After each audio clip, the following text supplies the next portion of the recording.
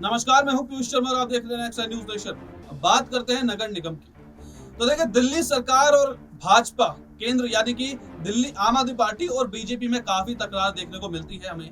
अरविंद केजरीवाल का आरोप रहता है कि भाजपा हमें काम करने नहीं देती। अब आरोप ये रहता है कि भाजपा एमसीडी इलेक्शन को लेकर बच रही है। इसी के चक्कर में अगर मनोज तिवारी का एक बयान देखें तो मनोज तिवारी ने साफ साफ ये बात की थी। पहले की बात बता रहा हूं मैं आपको कि ये बात की थी मनोज तिवारी ने कि जो पूरा का पूरा एमसीडी इलेक्शन है उसका ड्राफ्ट तैयार हो चुका है। और इसी बयान के एक हफ्ते बाद देखिए, परिसीमन आयोग को केंद्र सरकार ने, गृह मंत्रालय ने आदेश दे दिया था कि आप अपना ड्राफ्ट बनाइए और यहाँ पे एमसीडी इलेक्शन अब हो सकते हैं। जी हाँ, लेकिन इससे पहले अगर ये ड्राफ्ट बनाया जाता तो यहाँ पे अरविंद केजरीवाल पहुंच गए कोर्ट। जी हाँ, उसकी आज सुनवाई होनी थी, आज सुनवाई उनकी टाल दी गई है। अब सुनवाई का देखिए 2 दिन बाद होनी है और क्या कुछ होता है सुनवाई में आपको इस रिपोर्ट में बताएंगे कि कैसे कैसे दिल्ली का जो पूरा का पूरा सीट है वो बदली गई है। और जो सीटें बदली गई है यानी कि जो एमएलसी की जो सीटें हैं, जो विधान परिषद की सीटें, जो पहले की दिल्ली एमसीडी में जो नगर निगम थे उसकी सीट 272 थी, अब ये सीट रह गई 250। तो इसी को लेकर अरविंद केजरीवाल की पार्टी आम आदमी पार्टी जो है वो गई है सुप्रीम कोर्ट में पहुंच गई है। और इसको लेकर सुनवाई आज यानी 5 अगस्त को होनी थी, लेकिन अब जो सुनवाई होगी वो 7 अगस्त को होने के ऐसा बोला जा रहा है कि 7 अगस्त को हो सकती है। इसी पर हमको डिटेल रिपोर्ट बताएंगे, इसमें बताएंगे आपको कि क्या क्या अरविंद केजरीवाल चाहते हैं और क्या क्या केंद्र सरकार इसमें कर रही है और कैसे कैसे जो गृह मंत्रालय है वो अरविंद केजरीवाल को टैकल करने के लिए, आम आदमी पार्टी की टैकल करने के लिए क्या कुछ कर रहा है। और साथ ही साथ ये भी बताएंगे कि एमसीडी के इलेक्शन इसमें कब हो सकते हैं। जी हाँ, देखिए हमारी खास रिपोर्ट। एमसीडी में कितने वार्ड होंगे? दिल्ली नगर निगम के एकीकरण के बाद अब एमसीडी में कितने वार्ड होंगे, इसको लेकर तस्वीर साफ हो गई है। दरअसल केंद्रीय गृह मंत्रालय ने एमसीडी के वार्डों की संख्या 250 निर्धारित किए जाने की मंजूरी दे दी है। एमसीडी चुनाव कराए जाने को लेकर राज्य चुनाव आयोग ने वोटों की संख्या निर्धारित करने के लिए केंद्रीय गृह मंत्रालय को पत्र लिखा था, जिसका जवाब देते हुए मंत्रालय की तरफ से वार्डों की संख्या 250 निर्धारित कर दी गई है।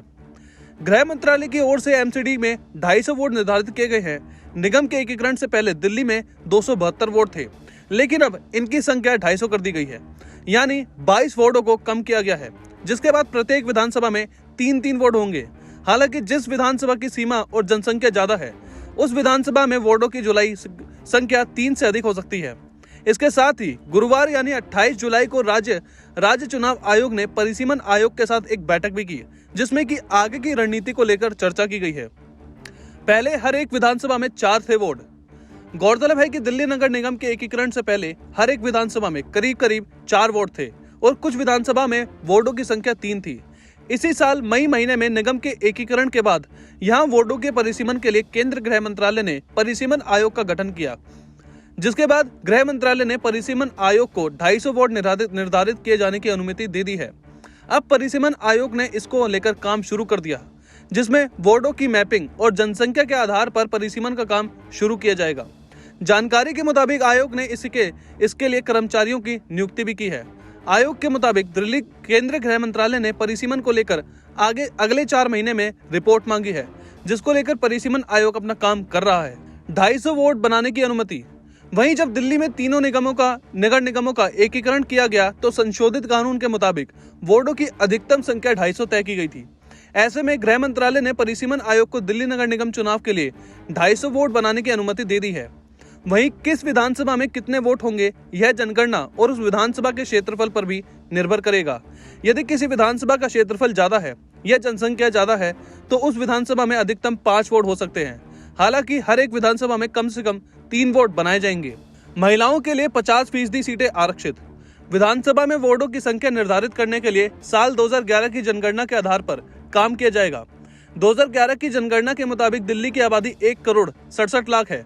हर एक वार्ड में 65 से 67 हजार की आबादी होगी।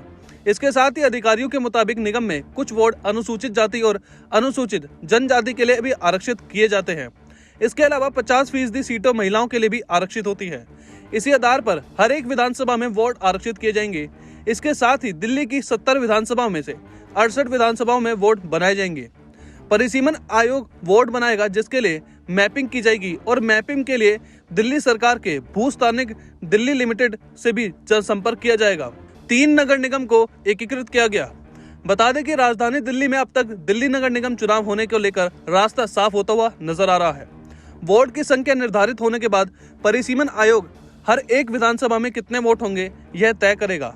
सभी विधानसभाओं में वोट तय होने के बाद दिल्ली नगर निगम चुनाव होने का रास्ता लगभग साफ हो जाएगा। इससे पहले साल 2016 में दिल्ली में परिसीमन हुआ था, वार्डों की संख्या तय की गई थी, लेकिन तब नगर निगम के तीनों भागों में विभाजित किया गया था। मौजूदा समय में 3 नगर निगम को एकीकृत किया गया है। इसी साल मई के महीने में दिल्ली नगर निगम अस्तित्व में आई है, जिसके बाद निगम में 272 वोट से घटाकर इनकी संख्या 250 कर दी गई। तो फिलहाल नगर निगम में इतना ही। आप देखते रहिए नेक्स्ट न्यूज नेशन।